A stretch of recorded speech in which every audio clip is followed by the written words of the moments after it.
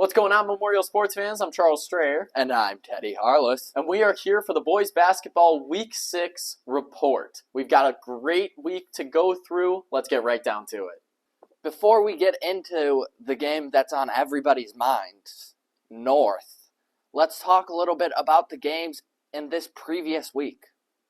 We were 2-0 against fellow MHS teams, beating Madison Memorial over the break, and just this Friday, beating Menominee High School.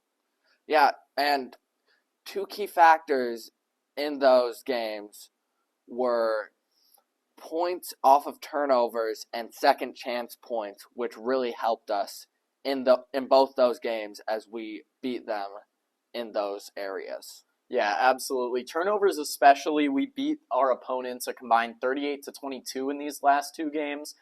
That is excellent. That's something we've always excelled at here, but it's especially nice to see. Now, Madison Memorial in particular doesn't have the cleanest record, but they are in a very notable conference. And it is good to see it. As a non-conference opponent, they're no slouches. So getting the win there and then keeping it going, it's always good to get a win against Menominee. And something we were talking about in recent weeks, we've been starting to struggle a little bit in the second half, but not in this week, as we were just about tied in both of the games going into the second half, and then we got not the biggest victories, but pretty convincing victories in both games, especially against Menominee. And that's due to that second half performance. Now, after, the New Richmond, the River Falls, and the Spash games, seeing that trend going downward, I think the coaching staff did an excellent job adjusting and making sure that the energy level stays high in those second halves. I think it's definitely back to business as usual in terms of coming out aggressive. That's something that sets us apart from a lot of other teams, and getting the mojo back there was certainly nice to see in these past couple days. Yeah, it certainly was. Yeah, so 2 good games behind us, and now the moment you've all been waiting for. Let's get into the upcoming matchup against our crosstown rival, North. North is 6-5 and on a bit of a hot streak right now, as they have won their past 2 games, one in an overtime thriller against Logan, and one against a team that gave us an overtime thriller in River Falls.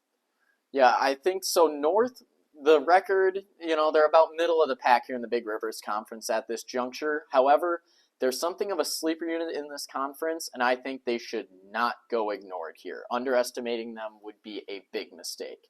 And I think that is mostly in part to the efforts of one Andrew Roxvold, who plays for the Huskies. Yeah, he's leading their team in every stat except one, that being assists, in which he's second. So he is a really good player. But we've got our fair share of good players, too. No doubt, as you well know. Yeah, we've got something of an Ellie O'Keefe situation, I think, with Roxvold. Both excellent individual players. However, should we be able to stop them and slow down their scoring, the rest of the team should be fairly easygoing. But that might be difficult, as Logan found out in the fourth quarter of their game. Specifically, in this clip we're about to show you of the game-tying dunk that he hit to send the game to overtime. Let's take a look at that right now. With the inbound. And a dunk!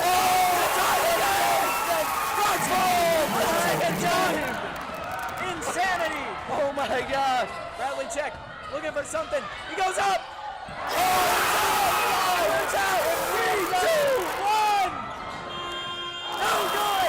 We're going to overtime! 70-70! And a dunk to get us there! That clip courtesy of Old Abes TV. Now, as you saw there, we're dealing with a pretty solid opponent. The record may not reflect it, particularly in conference play, but this team is going to come to fight. We're going into their house, we're going into the doghouse here.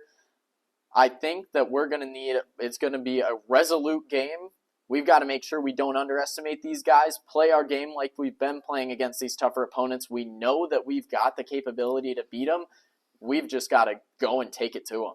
Coming up after the Huskies, we have a home game against another rival of ours, Chi High, who has had a bit of a worse season with a record of 1-8. Their only win coming up against a team named Medford, a town I've never heard of.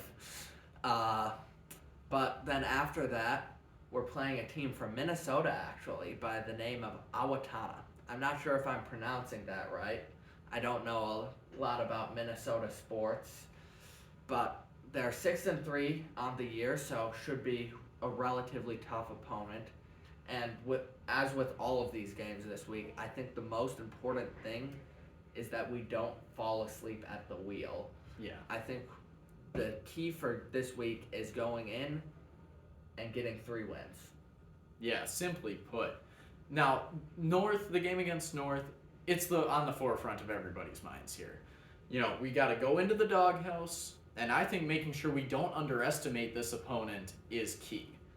They still have a good play at the conference at this juncture. It's far from over. And the likes of Andrew Roxvold, he's gonna make things difficult, no doubt about it. So we gotta come in aggressively and play them like we played Spash, like we played New Richmond, like we played River Falls. We gotta play them like they're our toughest opponent. This is a matter of crosstown pride as much as it is a conference game. And as always, Go Abes! Hi everybody, I'm Aidan Rickert, Eagle Eyes, Other Guy. If you're interested in more MHS sports content, be sure to check out our TikTok, Instagram, and check out some of the other videos on our YouTube channel. And while you're at it, be sure to like, subscribe, and hit that bell for more. Go Abes!